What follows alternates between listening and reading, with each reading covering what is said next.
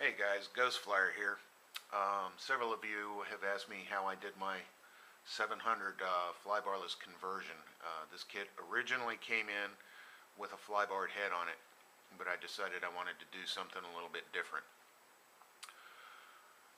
First off is to get the mechanical setup as close to perfect as possible. And in doing so, the first step that you're going to want to do is you're going to want to take off your servo wheels and move your ball mounts from the outer holes to the inner holes. The inner holes, center hole to center hole, is 24 millimeters. Second thing I did is these links here going up to the swash, they are made for the longer main shaft.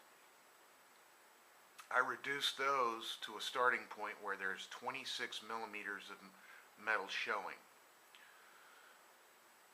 Before putting the head on, I put the swash plate leveling tool on and then adjusted it while the electronics were set at center stick from that point. Another thing I did is I adjusted these push-pull rods. Now, why did I do that? I want this screw and that screw to line up perfectly. I want it perfectly level at center stick.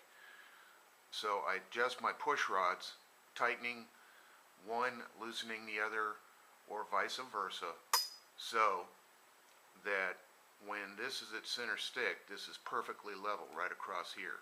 That screw hole to the center hole of the mounting screw.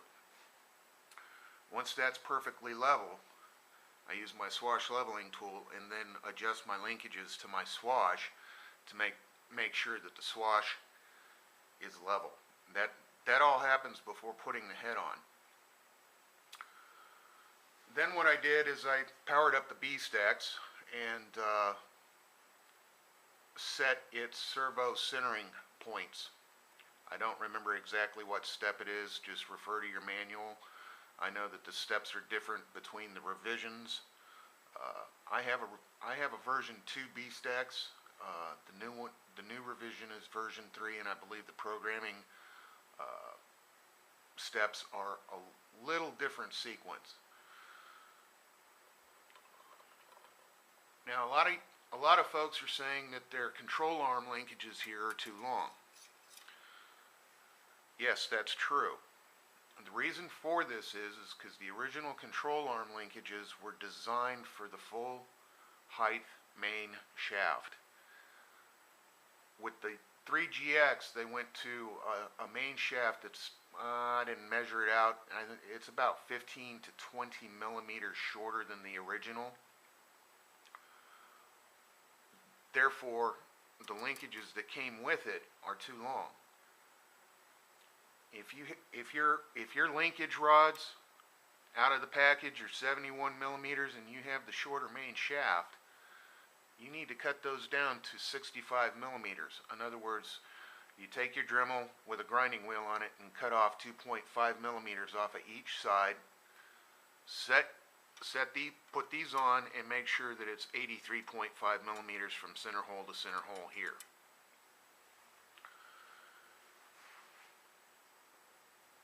So, just to recap, these are now 26 millimeters starting point, metal to metal. I don't remember exactly what it is center hole to center hole, but it's not going to stay the same. Once you get your swash leveling tool on there, fire up the electronics, level it out, it's not going to be exact, so each kit's going to be a little bit different. You start at this, that point, from center hole here to center hole here at 83.5 millimeters. It's easy to do once you cut 2.5 millimeters off each side. After you set the B-stacks up, its centering points when it initializes, go ahead and put the head on.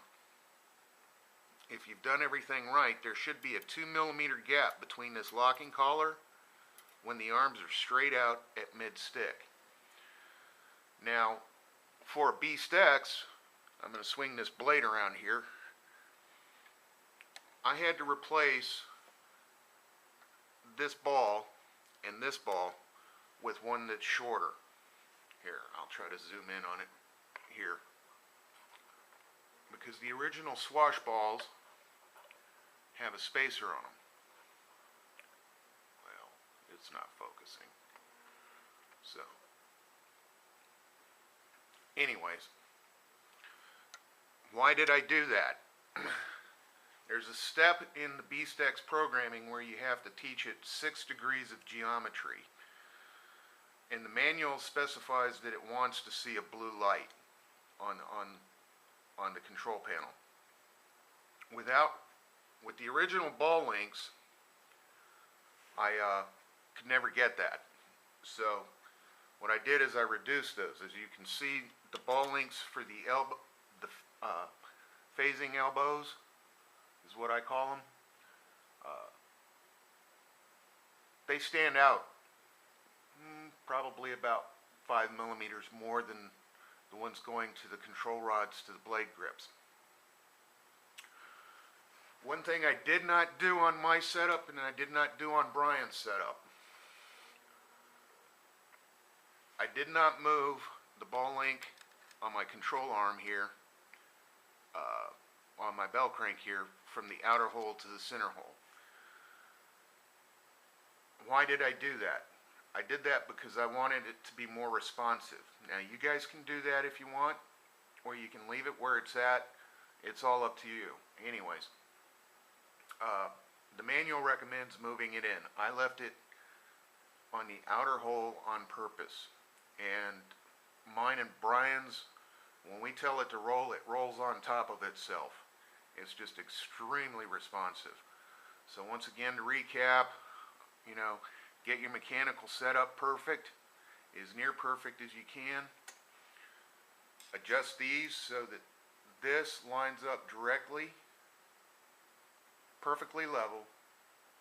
Go back through, adjust your control linkages to your swash plate. Make sure that that's perfectly level before you put the head on.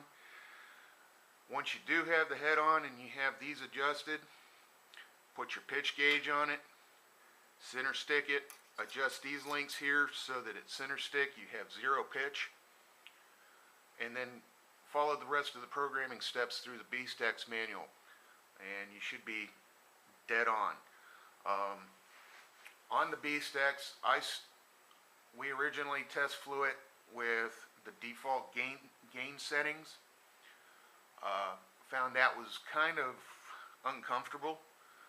So you might want to start your cyclic gain on pot number 1 at about the 1 o'clock position.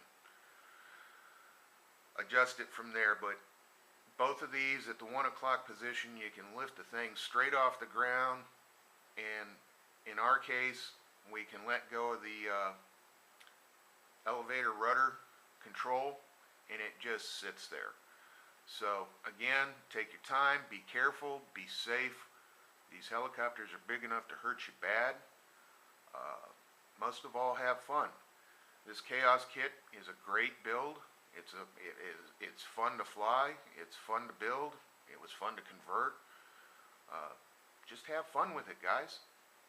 Thanks for watching.